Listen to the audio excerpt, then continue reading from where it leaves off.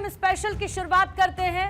नया मोदी मंत्र, जहां पर ग्रो मोर अचीव मोर की बात की गई है। प्रधानमंत्री नरेंद्र मोदी अपने देशों के अलग अलग दौरे पर इस वक्त नजर आ रहे हैं और इसके साथ ही 3 देशों की उनकी ये विजिट रही। इसी कड़ी में जहां पर इंडोनेशिया के बाद अब उनका ऑस्ट्रेलिया दौरा जारी है और इस दौरान कई एग्रीमेंट्स पर दस्तखत हुए तो कई मुद्दों पर भी बात हुई। लेकिन जब प्रधानमंत्री मोदी आज ऑस्ट्रेलिया में रहने वाले भारतीय समुदाय के लोगों से मिले तो मेलबर्न में भी मोदी मैजिक लोगों के सिर चढ़कर बोलता नजर आया। उन्होंने 30,000 भारतीयों को जब संबोधित करना शुरू किया तो हॉल के अंदर का नजारा देखते ही बन रहा था।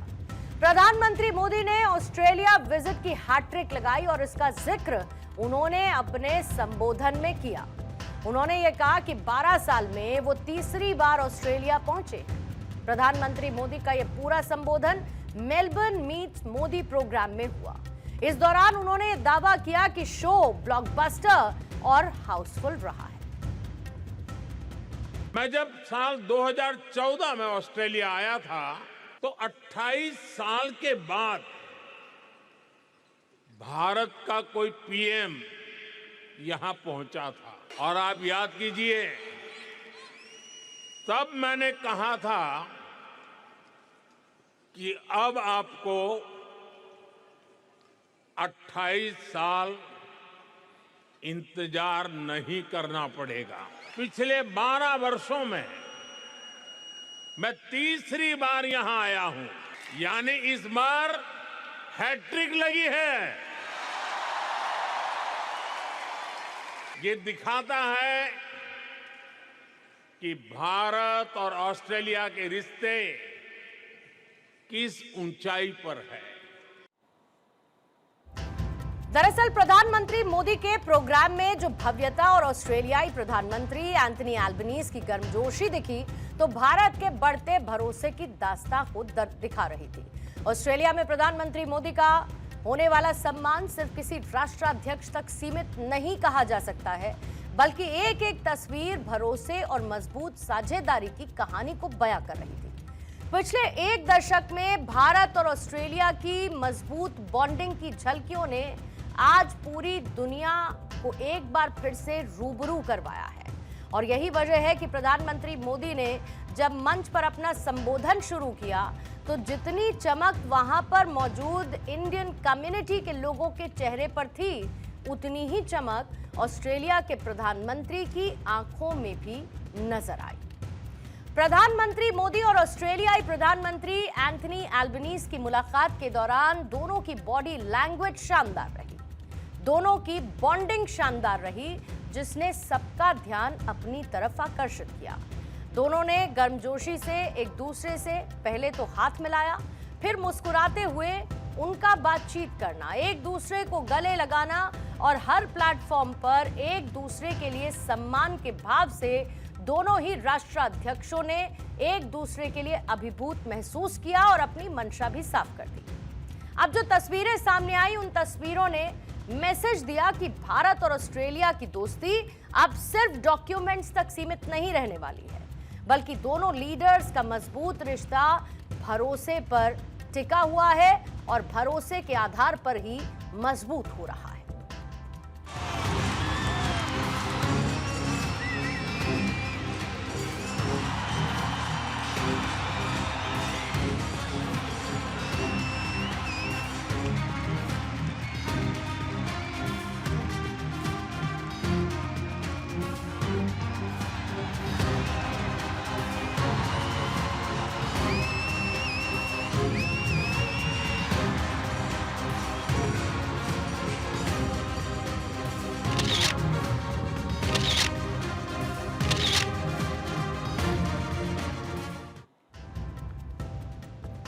इस मुलाकात के दौरान एंथनी एल्बनीज ने प्रधानमंत्री मोदी को ऑस्ट्रेलिया का सच्चा दोस्त बताया। उन्होंने कहा कि ये 2 बड़े लोकतांत्रिक देशों की दोस्ती का जश्न है। उनकी बातों में उत्साह और उम्मीद दोनों ही नजर आई। Prime Minister Modi, my friend, welcome to marvellous Melbourne. As a true friend of Australia and a very dear friend of mine, it is an honour to host you this evening. The energy that we feel in here tonight defines the Australia-India partnership.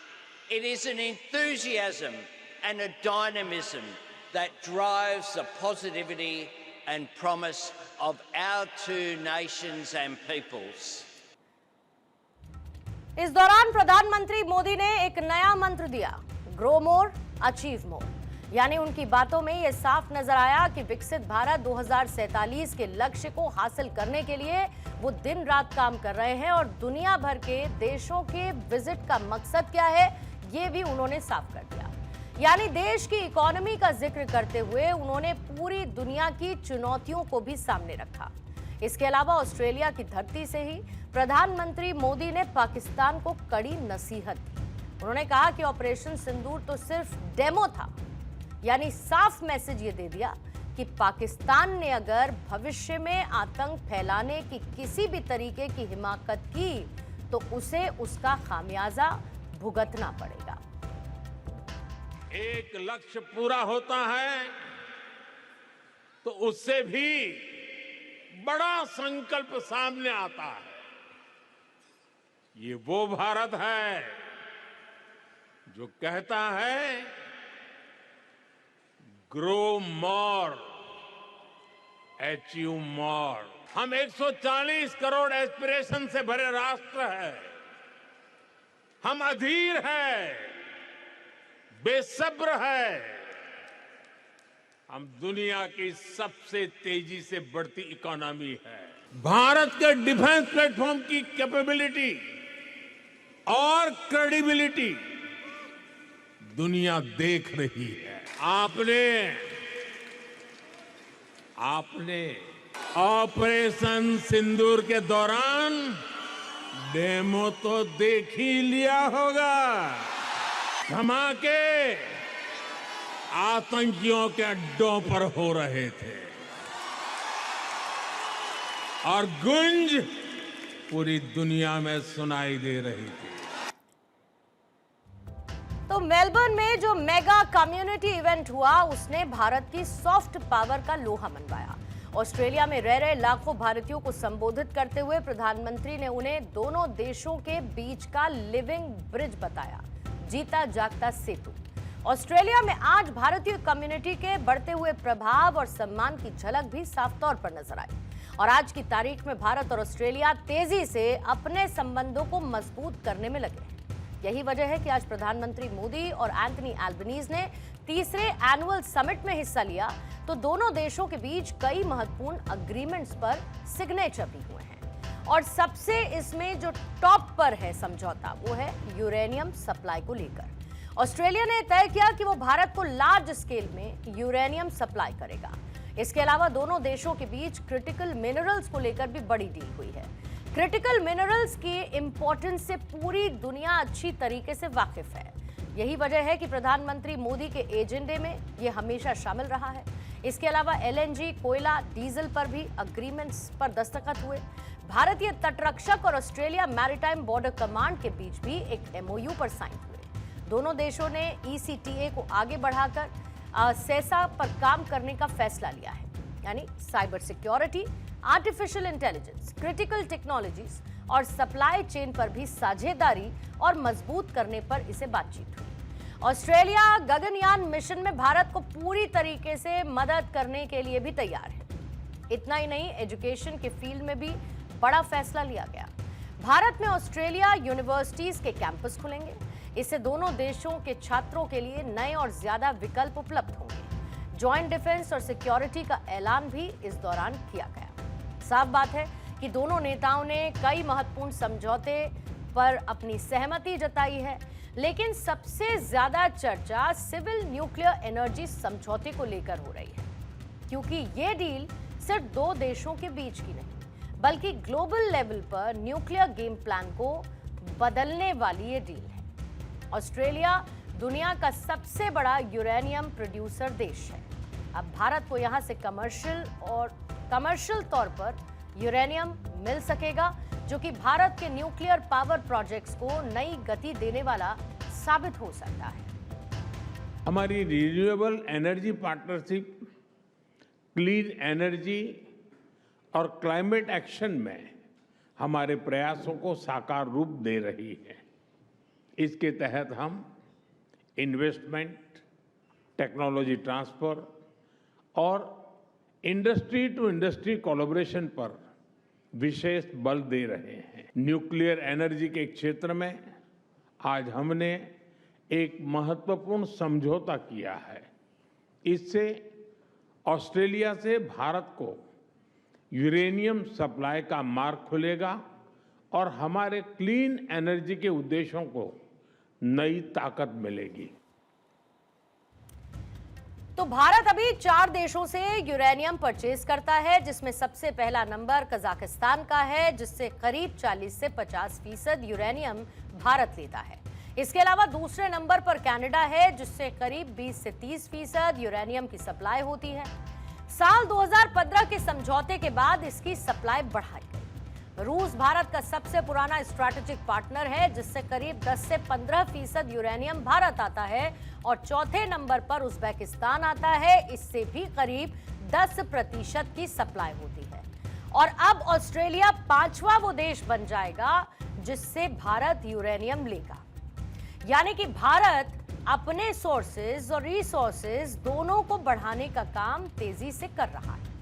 अगर अब इसका आप crux निकालेंगे तो Australia से uranium deal करके भारत ने दुनिया को एक बड़ा संदेश दिया, क्योंकि ये डील न्यूक्लियर सप्लायर्स ग्रुप की मेंबरशिप ना होने के बावजूद भारत के लिए एक बड़ा अचीवमेंट है। ऑस्ट्रेलिया पहले से ही भारत के साथ न्यूक्लियर कोऑपरेशन पर चर्चा कर रहा था, लेकिन अब इसे कमर्शियल लेवल पर लागू किया जाना तय है। इससे भारत के न्यूक्लियर प्लांट्स को फ्यूल मिलेगा, पावर जनरेशन बढ़ेगा और जो हमने लक्ष्य रखा है जीरो कार्बन एमिशन का, उसे अचीव करने में ये मददगार साबित होगा। ये लक्ष्य 2070 तक के लिए रखा गया है। इसके अलावा क्रिटिकल मिनरल्स की महत्ता आप समझिए, क्योंकि भारत के इलेक्ट्रिक व्हीकल्स एक तरीके से क्रांति और ग्रीन एनर्जी गोल्स के लिए ऑस्ट्रेलिया के लिथियम और कोबाल्ट जैसे रेयर मिनरल्स उसके लिए इंपॉर्टेंट माने जाने चाहिए। और इस दौरे ने इस सप्लाई चेन को और ज्यादा सिक्योर किया है, स्ट्रॉन्ग किया है।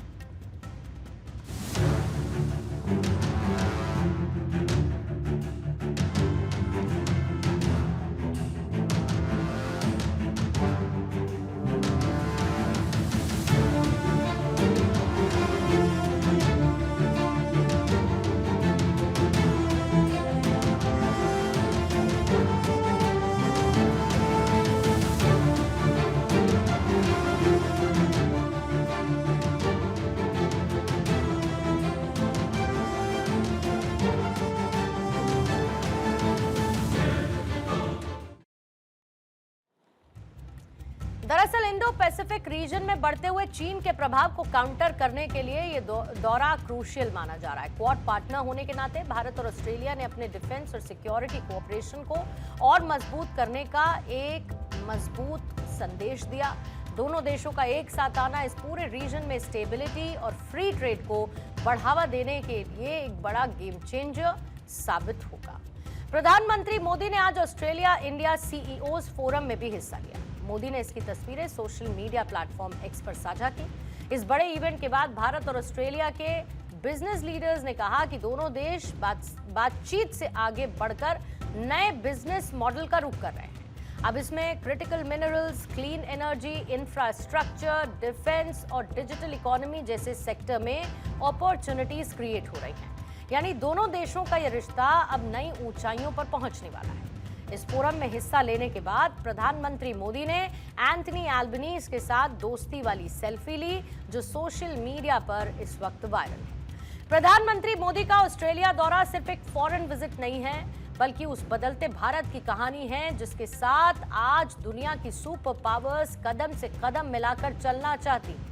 जो देश कभी भारत को यूरेनियम सप्लाई करने से इनकार करते रहे, आज वही भारत की बढ़ती साख के चलते अब फ्यूचर एनर्जी, सिक्योरिटी और इकोनॉमिक पार्टनरशिप का एक नया अध्याय लिख रहे हैं। कुल मिलाकर प्रधानमंत्री मोदी का ऑस्ट्रेलिया दौरा 3 C's यानी कि कॉमनवेल्थ, क्रिकेट और करी के पुराने दायरे से बाहर निकलकर अब 3 D's यानी कि डिफेंस, डिजिटल और डायस्पोरा पर शिफ्ट होता हुआ नजर आया।